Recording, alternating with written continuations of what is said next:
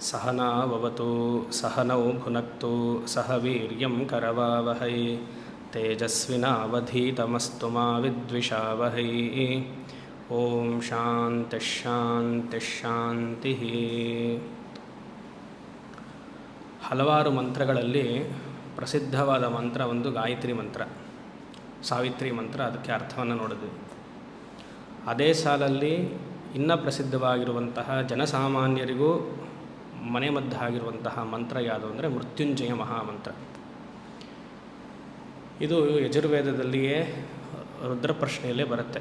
ಪಂಚಾಕ್ಷರಿ ಅನ್ನೋ ಒಂದು ಮಹಾಮಂತ್ರ, ಅದರ ಜೊತೆಗೆ ಮೃತ್ಯುಂಜಯ.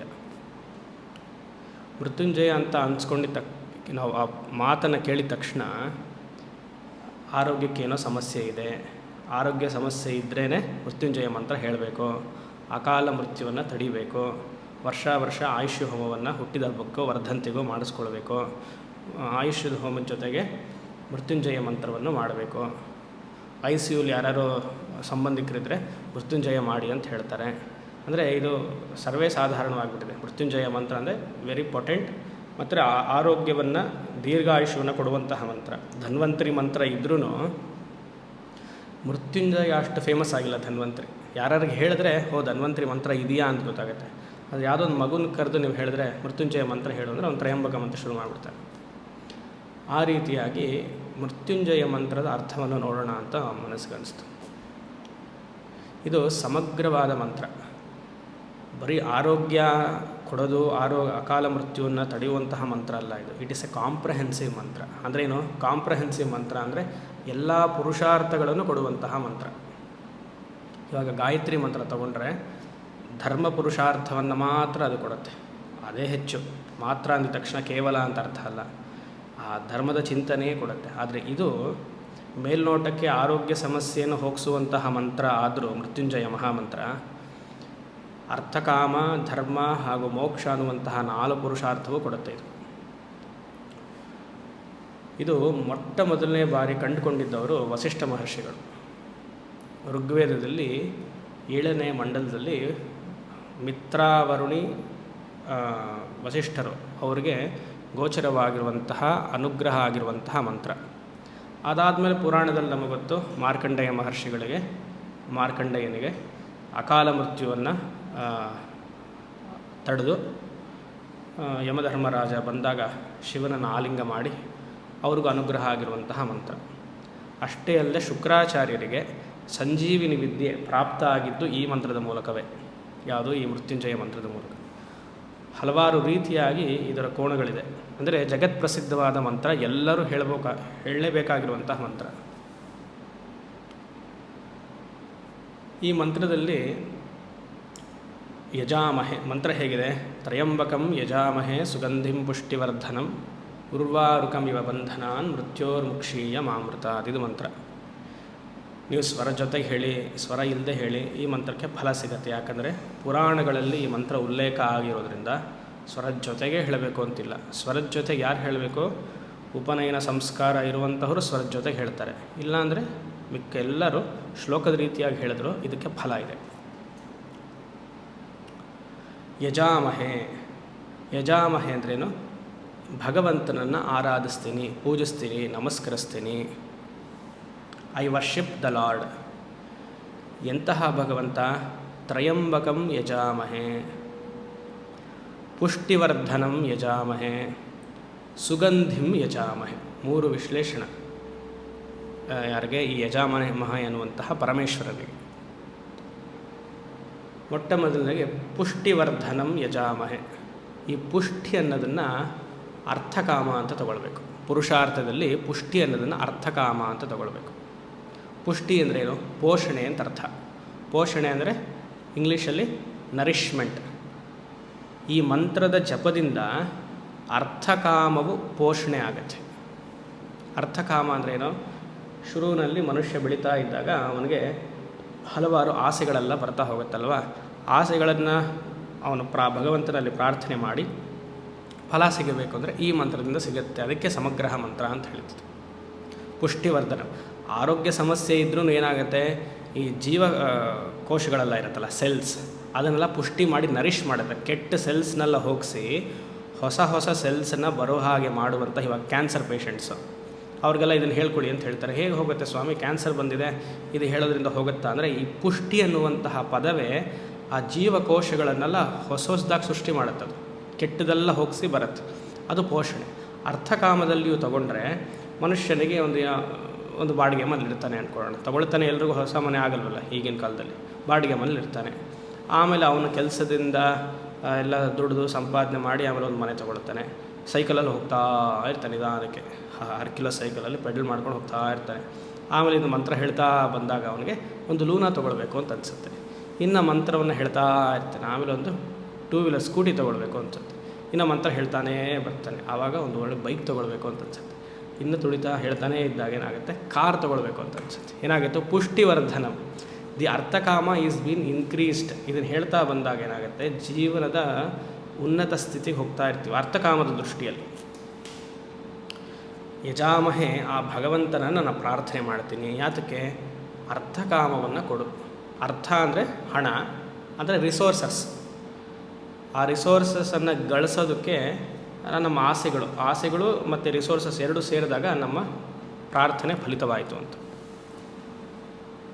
ಅದಾದಮೇಲೆ ಸುಗಂಧಿಂ ವರ್ಧನಂ ಯಜಾಮಹೆ, ಸುಗಂಧಿಂ ಪುಷ್ಟಿಂ ವರ್ಧನಂ ಯಜಾಮಹೆ. ಈ ಸುಗಂಧಿ ಅನ್ನುವಂಥದ್ದು ಪರಿಮಳ, ಫ್ರಾಗ್ರೆನ್ಸ್, ಸುಗಂಧ. ಎಂತಹ ಸುಗಂಧ? ನಾವು ಹಾಕೊಳ್ಳುವಂಥ ಪೌಡ್ರು, ಸೆಂಟು ಅದ? ಭಗವಂತನಿಗೆ ಸೆಂಟ್ ಕೊಡು, ಪೌಡ್ರ್ ಕೊಡು ಅಂತ ಕೇಳೋದ? ಅದಲ್ಲ. ಇಲ್ಲಿ ಸುಗಂಧ ಅಂದರೆ ಧರ್ಮ ಪುರುಷಾರ್ಥ. ಯಾಕೆಂದರೆ ಧರ್ಮನೇ ಒಬ್ಬ ಮನುಷ್ಯನ ಜೀವನವನ್ನು ಬದಲಾಯಿಸಬಹುದು. ಅರ್ಥಕಾಮದಲ್ಲಿ ಅವನು ಪ್ರಾಕೃತ ಪುರುಷನಾಗೇ ಇರ್ತಾನೆ. ಭಗವಂತನ ಹತ್ರ ಯಾಕೆ ಹೋಗ್ತಾನೆ ಅಂದರೆ ಅರ್ಥಾರ್ಥಿ ಪುರುಷ ಅವನು. ಭಗವಂತನ ಹತ್ರ ಹೋಗ್ತಾನೆ, ಇದು ಬೇಕು ಅದು ಬೇಕು ಅಂತ ಕೇಳ್ತಾನೆ, ಮತ್ತೆ ಬರ್ತಾನೆ. ಸುಮಾರು ವರ್ಷಗಳು ಜನ್ಮಗಳಾದಮೇಲೆ ಅವನಿಗೆ ಇಷ್ಟೇ ಜೀವನ ಅಲ್ಲ, ಇನ್ನೊಂದೇನೋ ಇರಬೇಕು, ಧರ್ಮದ ಪುರುಷಾರ್ಥ ಇದೆ ಅಂತ ಮನಸ್ಸು ಇನ್ನೂ ಸೂಕ್ಷ್ಮ ಆಗ್ತಾ ಹೋದಾಗ ಅವನು ಈ ಧರ್ಮದ ಚಿಂತನೆಗೆ ಜಾಸ್ತಿ ಒತ್ತು ಕೊಟ್ಟಾಗ ಅವಾಗೇನಾಗುತ್ತೆ, he becomes a noble person. ಅವನ ಕ್ಯಾರೆಕ್ಟರ್ ಚೇಂಜ್ ಆಗ್ತಾ ಹೋಗುತ್ತೆ. ಕ್ಯಾರೆಕ್ಟರ್ ಅಂದರೆ ಅರ್ಥಕಾಮದಿಂದ ಇರುವಂತಹ ಮನಸ್ಸಿನ ವ್ಯಕ್ತಿ ಧರ್ಮದ ವ್ಯಕ್ತಿ ಆಗ್ತಾನೆ. ಆ ಧರ್ಮದ ವ್ಯಕ್ತಿ ಧರ್ಮದ ಅನುಷ್ಠಾನವನ್ನು ಮಾಡ್ತಿದ್ದಾಗ ಅವನ ನೋಬಲ್ ಕ್ಯಾರೆಕ್ಟರ್, ಆ ಸುಗಂಧಿ, ಆ ಪರಿಮಳ ಎಂಥ ಧರ್ಮಿಷ್ಠಪ್ಪ ಎಲ್ಲ ಕಡೆ ಹರಡುತ್ತೆ. ಈ ಸೆಂಟ್ ಏನಾಗುತ್ತೆ, ಸುಗಂಧಿ ಬೆಳಗ್ಗೆ ಹಾಕೊಳ್ತೀರಾ, ಈ ನಮ್ಮ ತಿರುವಣ್ಣಾಮಲೆ ಬಿಸಿಲಲ್ಲಿ ಮಧ್ಯಾಹ್ನ ಅಷ್ಟೊತ್ತಿಗೆ ಸೆಕೆ ಬಂದು ದುರ್ನಾತ ಬರ್ತಾ ಇರುತ್ತೆ. ಆದರೆ ಈ ಧರ್ಮದ ಪುರುಷಾರ್ಥ ಹಾಗಲ್ಲ. It will enhance your noble characters, ಸಾತ್ವಿಕ ವೃತ್ತಿಗಳು ಬೆಳೆಯುತ್ತೆ. ಅದಕ್ಕೆ ಇಲ್ಲಿ ಅಂತಹ ಪರಮೇಶ್ವರನ ಸುಗಂಧಿ ಪುಷ್ಟಿವರ್ಧನಂ ಅನ್ನುವಂತಹ ಲಕ್ಷಣ ಇರುವಂತಹ ಪರಮೇಶ್ವರನಿಗೆ ಯಜಾಮಹೆ ನಾನು ನಮಸ್ಕಾರ ಮಾಡ್ತೀನಿ. ಮತ್ತು ಇನ್ನೊಂದೇನೆಂದರೆ, ಅರ್ಥಕಾಮದಲ್ಲಿಯೇ ಇದ್ದವನಿಗೆ ಸತ್ತಾಗಲೂ ಅರ್ಥಕಾಮವೇ ಬರಲ್ಲ. ಈ ಜನ್ಮದಲ್ಲಿ ಆಸೆ ಪಡ್ತಾನೆ, ಚೆನ್ನಾಗಿರಬೇಕು, ಸುಖವಾಗಿರಬೇಕು ಹಾಗೆಂತ. ಸತ್ತ ಮೇಲೆ ಇದೇ ಸುಖ ಅವನಿಗೆ ಮುಂದಿನ ಜನ್ಮದಲ್ಲೂ ಬರುತ್ತೆ ಅಂತೇನು ಗ್ಯಾರಂಟಿ? ಅಂದರೆ ಅರ್ಥಕಾಮಿ ಆದವನಿಗೆ ಈ ಜನ್ಮ ಮಾತ್ರ ಅಷ್ಟೇ. ಆದರೆ ಧರ್ಮದಲ್ಲಿರುವಂತಹ ಮನುಷ್ಯ ಈ ಜನ್ಮದಲ್ಲಿಯೂ ಧರ್ಮದಲ್ಲಿಯೇ ಇರ್ತಾನೆ, ಮುಂದಿನ ಜನ್ಮಕ್ಕೂ ಆ ಧರ್ಮವೇ ಅವನಿಗೆ ಜೊತೆ ಬರುತ್ತೆ. ಇದನ್ನೇ ಮನು ಸ್ಮೃತಿಯಲ್ಲಿ ಹೇಳ್ತಾನೆ, ಮೃತಂ ಶರೀರ ಮುತ್ಸೃಜ್ಯ ಕಾಷ್ಠಲೋಷ್ಠ ಸಮಂಕ್ಷಿತೌ ವಿಮುಖ ಬಾಂಧವ ಜಾತಿ ಧರ್ಮಸ್ಥಮನುಗಚ್ಚತಿ. ಏನಂತಂದರೆ, ಧರ್ಮ ತಮ್ ಅನುಗಚ್ಚತಿ. ಧರ್ಮ ಅಂದರೆ ಇಲ್ಲಿ ಪುಣ್ಯ ಪಾಪ ಅಂತ. ಮೃತಂ ಶರೀರ ಪ್ರಾರಬ್ಧವಶಾತ್ ಎಲ್ಲ ಮುಗಿದಾದ್ಮೇಲೆ ಬಿಟ್ಟು ಮೃತಂ ಶರೀರ ಉತ್ಸೃಜ್ಯ, ಶರೀರವನ್ನು ತೊಗೊಂಡು ಹೋಗ್ತಾ ಇದ್ದಾರೆ. ಎಲ್ಲಿ? ಸ್ಮಶಾನಕ್ಕೆ ತೊಗೊಂಡು ಹೋಗ್ತಿದ್ದಾರೆ. ಸುಡಬೇಕೋ ಹುಣ್ಣಬೇಕೋ ಮಾಡ್ತಾರೆ. ಮೃತಂ ಶರೀರ ಮುತ್ಸೃಜ್ಯ, ಸುಡ್ತಾರೆ ಅಂದ್ಕೊಳ್ಳಿ. ಕಾಷ್ಠ ಲೋಷ್ಠ ಸಮಂಕ್ಷಿತವು, ಸೌದೆ ಎಲ್ಲ ಅರೇಂಜ್ ಮಾಡಿದ್ದಾರೆ, ಅದ್ರ ಮೇಲೆ ಮಣ್ಣೆಲ್ಲ ಹಾಕಿದ್ದಾರೆ, ಆಯಿತು. ಅದರಲ್ಲಿ ಶರೀರವನ್ನು ಇಟ್ಟಿದ್ದಾರೆ. ಅಷ್ಟರಲ್ಲಿ ಬಾಂಧವ ವಿಮುಖಾಹ, ಎಲ್ಲ ಸಂಬಂಧಿಕರಲ್ಲ, ಬಾಬಾ ಹೋಗೋಣ, ನಮ್ಮ ಕೆಲಸಗಳು ಮಾಡ್ಕೊಳ್ಳೋಣ, ಎಲ್ಲಿದ್ದಾರೆ? ಇಡ್ತಾರೆ, ಅಲ್ಲೇ ಇದ್ದು ಈಗ ನಾನು ಇದ್ರ ಜೊತೆಗೆ ಹೊರಟೋಗ್ತೀನಿ ಅಂತ ಹೇಳ್ತಾರಲ್ಲ, ಆವಾಗ ಯಾರು ಆ್ಯಕ್ಚುಲಿ ನಿಮ್ಮ ಜೊತೆಗೆ ಬರೋದು? ಧರ್ಮ ತಮ್ ಅನುಗಚ್ಚತಿ. ನೀವು ಮಾಡಿರುವಂತಹ ಪುಣ್ಯ ಮಾತ್ರ ನಿಮ್ಮ ಜೊತೆಗೆ ಬರುತ್ತೆ. ಅಂದರೆ ಪಾಪನೂ ಸೇರಿಸ್ಕೊಳ್ಬೇಕು, ನೀವು ಮಾಡಿರುವಂತಹ ಪಾಪವೂ ಬರುತ್ತೆ. ಮಿಕ್ಕಿದ್ದು ಬರೋರೆಲ್ಲ ತಾತ್ಕಾಲಿಕ, ಸುಮ್ಮನೆ ಹೆಸರಿಗೆ ಮಾತ್ರ. ಅದನ್ನೇ ಭಜಗೋವಿಂದಮಲ್ಲಿ ಶಂಕರರು ಹೇಳಿರೋದು. ಏನೋ, ಯಾವತ್ ವಿತ್ತೋಪಾರ್ಜನ ಸಕ್ತಃ ತಾವನ್ ನಿಜ ಪರಿವಾರೋ ರಕ್ತಃ ಪಶ್ಚಾಜ್ಜೀವತಿ ಜರ್ಜರ ದೇಹೆ ವಾರ್ತಾಂ ಪೃಚ್ಛತಿ ಕೋಪಿನ ಗೇಹೆ. ಹಾಂ, ಇಲ್ಲಾದರೂ ಶಂಕರರು ಹೇಳ್ತಿರೋದು ರಿಟೈರ್ಮೆಂಟ್ ಆದಮೇಲೆ ಇನ್ಯಾರೂ ಗಮನ ಮಾಡಲ್ಲ ಅಂತ. ಮನು ಇಲ್ಲಿ ಹೇಳ್ತಾ ಇರೋದು ಸತ್ತ ಮೇಲೆ ಇನ್ಯಾರೂ ಗಮನ ಮಾಡಲ್ಲ ಅಂತ. ಯಾವುದು ಉತ್ತಮ ನೋಡ್ಕೊಳ್ಬೇಕು ನಾವು ಅಲ್ವಾ? ರಿಟೈರ್ಮೆಂಟ್ ಆದಮೇಲೆ ಪುರುಷನಿಗೆ ಅವ್ನು ದುಡಿಲಿಲ್ಲ ಅಂದರೆ ಮನೇಲಿ ಯಾರೂ ಮರ್ಯಾದೆನೇ ಕೊಡಲ್ವಲ್ಲ. ಅವ್ನು ಚೆನ್ನಾಗಿ ದುಡ್ದಾಗೆ ಚೆನ್ನಾಗಿದೆ ಬಾ ಊಟ ಹಾಕ್ತೀನಿ ನಿನಗೆ ಹಾಗೆ ಅಂತಲ್ಲ. As long has is not is earning is respected. If it doesn't earn gone case, ನಮ್ಮ ಕೇಸ್ ಥರ ಆಗುತ್ತಷ್ಟೆ ಅಲ್ವಾ? ಆ ರೀತಿಯಾಗಿ ಧರ್ಮ ಪುರುಷಾರ್ಥ ಅಂದ್ರೇನು? ಧರ್ಮಶ್ರದ್ಧೆ ಅವನಿಗೆ ಬರಬೇಕು. ಅಂತಹ ಧರ್ಮಶ್ರದ್ಧೆ ಕೊಡುವಂತಹ ಮಂತ್ರ ಈ ಮೃತ್ಯುಂಜಯ ಮಂತ್ರ. ಹೇಳ್ತಾನೇ ಬರ್ತಿದ್ದಾಗ, ಸಕಾಲದಲ್ಲಿ ಹೇಳ್ತಾನೆ ಬರ್ತಿದ್ದಾಗ ಒಂದು ಸತಿ ಅನಿಸುತ್ತೆ, ಈ ದೇಹ ನಾನಲ್ಲ, ದೇಹಕ್ಕೆ ಎಷ್ಟು ಪೋಷಣೆ ಮಾಡಬೇಕು, ಅರ್ಥಕಾಮ ರೀತಿಯಾಗಿ ಎಷ್ಟು ಈ ದೇಹಕ್ಕೆ ಪೋಷಣೆ ಮಾಡಬೇಕು, ಮನಸ್ಸಿಗೆ ಎಷ್ಟು ಪೋಷಣೆ ಮಾಡಬೇಕು, ಎಷ್ಟು ಕಂಫರ್ಟ್ ಬೇಕು ಅಂತೆಲ್ಲ ಅನಿಸುತ್ತೆ. ಹಾಗೆ ಹೇಳಿ ಬರ್ತಾ ಇದ್ದಾಗ ಇದು ಸಾಕು, ದೇಹಕ್ಕಿಂತ ಭಿನ್ನವಾಗಿ ಈ ಜೀವ ಇದ್ದಾನೆ, ಈ ಜೀವನಕ್ಕೆ ತಾನೇ ಧರ್ಮ ಹಾಗೂ ಧರ್ಮದ ಅಂದರೆ ಧರ್ಮ ಪುಣ್ಯ ಈ ಜೀವನಕ್ಕೆ ತಾನೆ, ದೇಹಕ್ಕಲ್ವಲ್ಲ. ದೇಹಕ್ಕೆ ಅರ್ಥಕಾಮ, ಜೀವನಿಗೆ ಧರ್ಮ. ಜೀವನನ್ನು ಸಂಸ್ಕಾರ ಮಾಡಬೇಕು ಅಂದರೆ ಅವನು ಧರ್ಮದಲ್ಲಿರಬೇಕು ಅಂತ ಅರ್ಥ. ಆ ರೀತಿಯಾಗಿ ಬಂದಾಗ ಈ ಮೂರು ಪುರುಷಾರ್ಥನೂ ಬಂದ್ಬಿಡ್ತು ನೋಡಿ ಇದರಲ್ಲಿ. ಅರ್ಥಕಾಮ ಬಂತು, ಪುಷ್ಟಿವರ್ಧನ ಮಿಸ್ಕೊಳ್ತು ಅರ್ಥಕಾಮ, ಸುಗಂಧಿಂ ವರ್ಧನ ಮಿಸ್ಕೊಳ್ತು ಧರ್ಮ. ಈಗ ತ್ರಯಂಬಕಂ ಅಂದ್ರೇನು? ತ್ರೀಣಿ ಅಂಬಕಾನಿ ನೇತ್ರಾಣಿ ಯಸ್ಯ ಸಹ ತ್ರಯಂಬಕಃ ಬಹುವ್ರೀಹಿ. ಮೂರು ಕಣ್ಣಿರುವಂತಹ ಪರಮೇಶ್ವರ.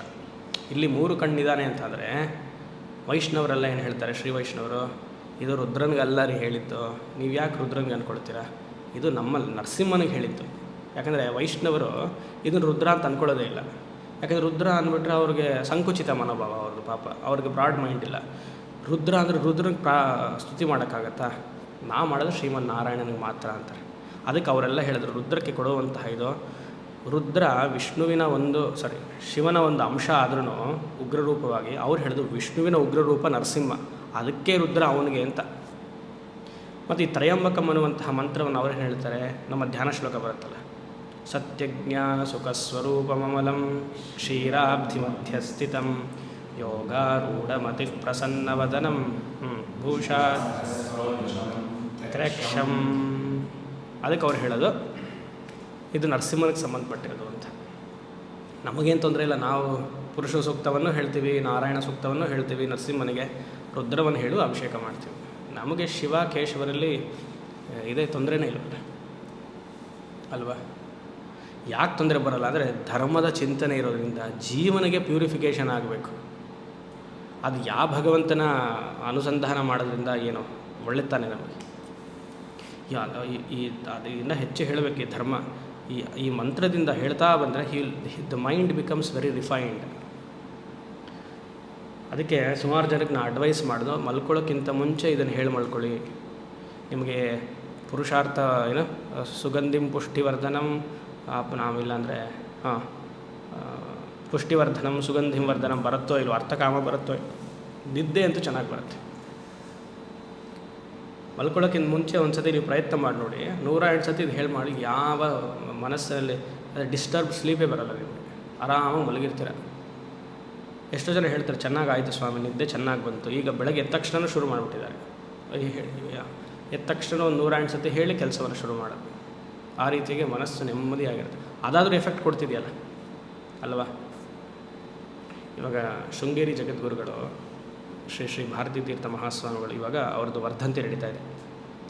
ಧರ್ಮ ಪುರುಷಾರ್ಥಕ್ಕೆ ನಾನು ಹೇಳ್ತಾ ಇರೋದು ಸುಗಂಧಿಂ ಅನ್ನುವಂತಹ ಪುರುಷಾರ್ಥ. ಸುಗಂಧಿಂ ಅಂದರೆ that makes the person highly characterious, ಅಂದರೆ ಅಷ್ಟು ಧರ್ಮ ಚಿಂತನೆ ಇರುತ್ತೆ ಅಂತ.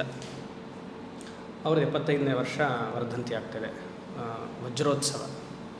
ಈಗ ಮಠದಿಂದ ಮಹಾಸನ್ನಿಧಾನಂ ಬರೆದಿರುವಂತಹ, ಕೈಯಲ್ಲಿ ಬರೆದಿರುವಂತಹ ಯಜುರ್ವೇದ ಸಂಹಿತೆಯನ್ನು ಬಿಟ್ಟಿದ್ದಾರೆ. He has written all the mantras hand written. ಮಹಾಸನ್ನಿಧಾನಂ 75 ವರ್ಷ. ಅವರಿಗೆ ಸಮಯ ಎಲ್ಲಿದೆ ಅಂತ ಯೋಚನೆ ಮಾಡಬೇಕು. ನಾವು ಕೊಡುವಂತಹ ಉದಾಹರಣೆ ಏನೋ, ನಮಗೆ ಸಮಯ ಇಲ್ಲ. ಒಂದು 108 ಜಪ ಮಾಡಿ ಅಂದರೆ ಅಯ್ಯೋ ಬೆಳಗ್ಗೆಯಿಂದ ಎಷ್ಟು ಸುಸ್ತಾಗತ್ತೆ ಅಂತ. ಅವ್ರಿಗೆ ಮಠದ ವ್ಯವಹಾರಗಳನ್ನೆಲ್ಲ ನೋಡ್ಕೊಳ್ಬೇಕು. ಈಗ ಶಿಷ್ಯರು ಬಂದಿದ್ದಾರೆ, ಪರವಾಗಿಲ್ಲ. ಯೋಚನೆ ಮಾಡಿ, ಪೂರ್ತಿ ಸಂಹಿತಾ ಮಂತ್ರವನ್ನು ಹ್ಯಾಂಡ್ ರಿಟನ್ ಆಗಿ ಬರೆದು, ಕೈಯಲ್ಲಿ ಬರೆದು, ಅದು ಸುಮ್ಮನೆ ಶ್ಲೋಕದ ರೀತಿಯಾಗಿ ಬರೆದಿಲ್ಲ, ಅದಕ್ಕೆ ಇಂಟೋನೇಷನ್ ಮಾರ್ಕ್ಸ್, ಸ್ವರಗಳನ್ನೆಲ್ಲ ಕೊಟ್ಟಿದ್ದಾರೆ. ಆ ಸ್ವರಗಳೆಲ್ಲ ರೆಡ್ ಕಲರ್ಸಲ್ಲಿ ಪೆನ್ನಲ್ಲಿ ಮಾರ್ಕ್ ಮಾಡಿದ್ದಾರೆ. ಅದು ಒಂದೊಂದು ಅಕ್ಷರನೂ ಮುತ್ತಿದ್ದಾಗಿದೆ. ಅದು ಮುತ್ತೆ. ಅದು ಒಂದೊಂದೇ ಇದು ಭಾಗವನ್ನು PDF ಮಾಡಿ ರಿಲೀಸ್ ಮಾಡಬೇಕು. ಅದು ಸುಮ್ಮನೆ ಮನೆಯಲ್ಲಿ PDF ಪ್ರಿಂಟೌಟ್ ತೊಗೊಂಡು ನಾವು ಸ್ಪೈರಲ್ ಬೈಂಡಿಂಗ್ ಇಟ್ಕೊಂಡು ಅವ್ರದ್ದೊಂದು ಫೋಟೋ ಇಟ್ಟು ಅದ್ರ ಮುಂದೆ ಇಟ್ಟು ದೀಪ ಹಚ್ಚಬೇಕು. ಅಷ್ಟು ಚೆನ್ನಾಗಿದೆ. ಇವಾಗ ಅವ್ರಿಗೆ ಯಾಕೆ ಇದು ಮಾಡಬೇಕು? ಪ್ರಶ್ನೆ ಹಾಕ್ಕೊಳ್ಬೋದಲ್ವ ಅಲ್ವಾ? ಸುಗಂಧಿಂ ಪುಷ್ಟಿವರ್ಧನ. ಧರ್ಮದ ಚಿಂತನೆ ಬಂದರೆ ಇನ್ನೂ ಎಷ್ಟು ಮಾಡೋಣ, ಇನ್ನೂ ಹೇಗೆ ಮಾಡೋಣ. ಏನೋ ಬ್ರಹ್ಮಜ್ಞಾನಿಗಳಿಗೆ ಇದೆಲ್ಲ ಬರಿಬೇಕು ಅನ್ನೋಂಥ ಅವಶ್ಯಕತೆ ಹೇಗಿದೆ? ಅದಕ್ಕೆ ಕೃಷ್ಣ ಹೇಳಿದ್ದು ಗೀತೆಯಲ್ಲಿ, ನಮೇ ಪಾರ್ಥಾಸಿ ಕರ್ತವ್ಯಂ ತ್ರಿಷು ಲೋಕೇಶು ಕಿಂಚನ ನಾನವಾಪ್ತಮವಾಪ್ತವ್ಯಂ ವರ್ತ ಏವ ಚ ಕರ್ಮಣಿ. ಅರ್ಜುನ, ನನಗೂ ಏನು ಮಾಡೋಕ್ಕೆ ಕೆಲಸ ಇಲ್ಲ, 3 ಲೋಕದಲ್ಲಿಯೂ ನನಗೇನು ಕೆಲಸ ಇಲ್ಲ, ಆದರೂ ಯಾಕೆ ಮಾಡ್ತಾಯಿದ್ದೀನಿ? ತೋರಿಸ್ಬೇಕು ಜನಗಳಿಗೆ, ಧರ್ಮದಿಂದ ಇದ್ರೇ ಮನಸ್ಸಿಗೆ ನೆಮ್ಮದಿ ಅಂತ ತೋರಿಸ್ಬೇಕು. ಅದೇ ರೀತಿಯಾಗಿ ಶೃಂಗೇರಿ ಜಗದ್ಗುರುಗಳಿಗೆ ಏನಿದೆ, ಅವ್ರಿಗೆ ಚಂದ್ರಮೌಳೀಶ್ವರ ಪೂಜೆ ಮಾಡುವಂಥದ್ದಾಗಲಿ ಅಥವಾ ಈ ಸಂಹಿತಾ ಮಂತ್ರಗಳನ್ನು ಬರೆಯುವಂಥದ್ದಾಗಲಿ ಯಾವ ಪುರುಷಾರ್ಥ ಗಳಿಸ್ಬೇಕು ಅಲ್ವಾ? ಸನ್ಯಾಸಿಯಾಗಿ ಬ್ರಹ್ಮಜ್ಞಾನಿ ಆದಮೇಲೆ ಇದೆಲ್ಲ ಯಾಕೆ ಮಾಡ್ತಿದ್ದಾರೆ?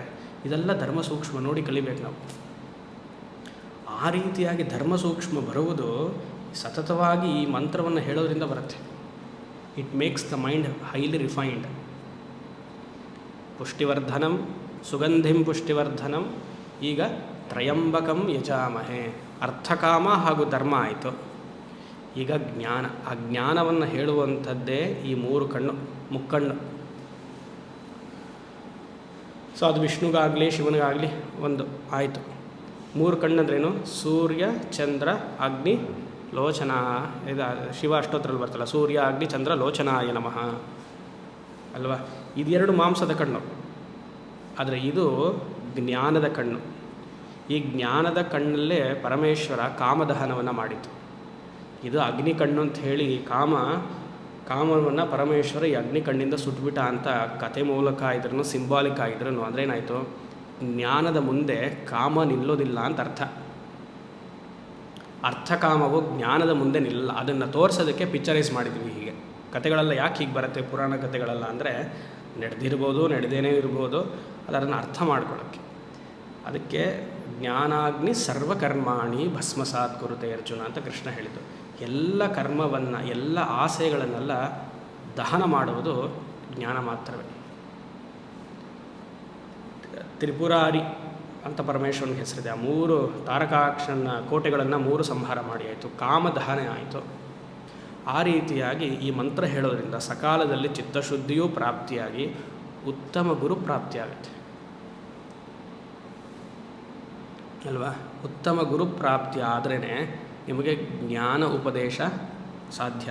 ಜ್ಞಾನ ಉಪದೇಶ ಗುರುವಿಂದ ಬಂದರೆ ನಿಮಗೆ ಮೋಕ್ಷ ಪ್ರಾಪ್ತಿ ಅದ್ವೈತ ಸಿದ್ಧಾಂತದ ಪ್ರಕಾರ. ಅವಾಗೇನಾಯಿತು? ಉರ್ವಾರುಕಮಿವ ಬಂಧನಾತ್. ಉರ್ವಾರುಕಮಿವ, ಇವ ಆ್ಯಸ್ದೋ. ಉರ್ವಾರುಕ ಅಂದರೆ ಸೌತೆಕಾಯಿ ಅಂತ ಹೇಳ್ತಾರೆ. ನೀವು ಸೌತೆಕಾಯಿ ಆದರೂ ತೊಗೊಳ್ಳಿ.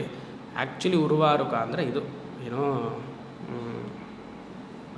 ಇದು ಕಲಂಗರಿ ಹಣ್ಣು, ವಾಟರ್ ಮೆಲನ್, ಇಲ್ಲ ಅಂದರೆ ಕರ್ಬೂಜ ತೊಗೊಳ್ಬೋದು, ಮಸ್ಕ್ ಮೆಲನ್. ಇದೆಲ್ಲ ಏನು ಆ ಬಳ್ಳಿ ಜೊತೆಗೆ ಸೇರ್ಕೊಂಡ್ಬಿಟ್ಟಿರುತ್ತೆ, ಕ್ರೀಪರ್. ಸೌತೆಕಾಯಿಯೂ ಸೇರ್ಕೊಂಡಿರುತ್ತೆ. ಬೇರೆ ಹಣ್ಣುಗಳೆಲ್ಲ ಹೇಗಾಗುತ್ತೆ, ಮೇಲೆ ಮರದ ಮೇಲೆ ಇರುತ್ತೆ, ಅದು ಹಣ್ಣಾಗ್ತಾಗ ಬಿದ್ದುಬಿಡುತ್ತೆ. ಆದರೆ ಈ ಹಣ್ಣುಗಳು, ಕಾಯಿಯೆಲ್ಲ, ಸೌತೆಕಾಯಿ ಆಗಲಿ, ಕಲ್ಲಂಗರಿ ಹಣ್ಣಾಗಲಿ, ಕರ್ಬೂಜ ಆಗಲಿ, ಹಣ್ಣು ಭಾರ ಇರೋದ್ರಿಂದ ನೆಲದ ಮೇಲೆ ಬೆಳೆಯುತ್ತೆ ಮತ್ತು ಆ ಬಳ್ಳಿ ಕ್ರೀಪರ್ ಜೊತೆಗೆ ಅಂಟ್ಕೊಂಡಿರುತ್ತೆ. ಉರ್ವಾರುಕಮಿವ ಬಂಧನಾತ್. ಈ ಅರ್ಥಕಾಮದಿಂದ ಅರ್ಥಕಾಮದಿಂದ ಧರ್ಮ ಪುರುಷಾರ್ಥಕ್ಕೆ ಬಂದು, ಧರ್ಮ ಪುರುಷಾರ್ಥವು ಆದಮೇಲೆ ಜ್ಞಾನಕ್ಕೆ ಬಂದು ಅದೇನಾಗುತ್ತೆ? ಈ ಬಂಧನಾತ್ ಇದೆಯಲ್ಲ, ಅಂಟ್ಕೊಂಡಿರ್ತೀವಲ್ಲ ಸಂಸಾರಕ್ಕೆ, ಸಂಸಾರಗಳು ಸಂಬಂಧಗಳೆಲ್ಲ ಅಂಟ್ಕೊಂಡಿರ್ತೀವಲ್ಲ, ತಾನಾಗಿ ಈ ಬಳ್ಳಿ ಬಿಟ್ಬಿಡುತ್ತೆ.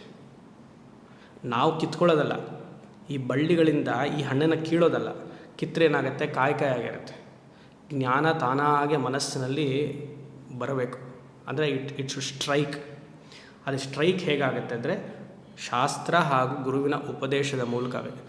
ಆವಾಗ ಈ ಪ್ರಪಂಚದಲ್ಲಿರುವಂತಹ ಪ್ರತಿಯೊಂದು ಸಂಬಂಧಗಳು ನಶ್ವರ ಅಂತ ಯಾವಾಗ ಗೊತ್ತಾಗುತ್ತೋ, ಯಾವಾಗ ವೈರಾಗ್ಯ ಬರುತ್ತೋ, ಉರ್ವಾರುಕಮಿವ ಬಂಧನಾತ್ ಮುಕ್ಷೀಯ. ಬಂಧನಾತ್ ಮುಕ್ಷೀಯ.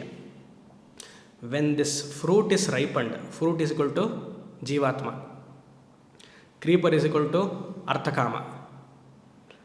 ಈ ಜೀವಾತ್ಮನಿಗೆ ಈ ಅರ್ಥಕಾಮ ಅನ್ನುವಂತಹ ಬಳ್ಳಿ ಅವಶ್ಯಕತೆ ನನಗಿಲ್ಲ. ಬಳ್ಳಿ ಜೊತೆನೇ ಸೇರಿಕೊಂಡು ಅವ್ರ ಜೊತೆಗೆ ಸಪೋರ್ಟ್ಗೆ ಹೋಗಬೇಕು ಅಂತಿಲ್ಲ.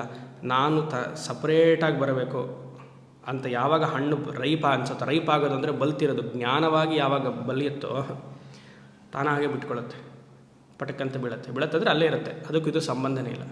ಆವಾಗ ಏನಾಗುತ್ತೆ, ಈ ತ್ರಯಂಬಕಂ ಅನ್ನುವಂತಹ ಅಗ್ನಿ ಇದೆಯಲ್ವ, ಅದು ಜ್ಞಾನದ ಮೂಲಕ ಈ ಜೀವಾತ್ಮನನ್ನು ಪರಮಾತ್ಮನಾಗಿ ಮಾಡುತ್ತೆ.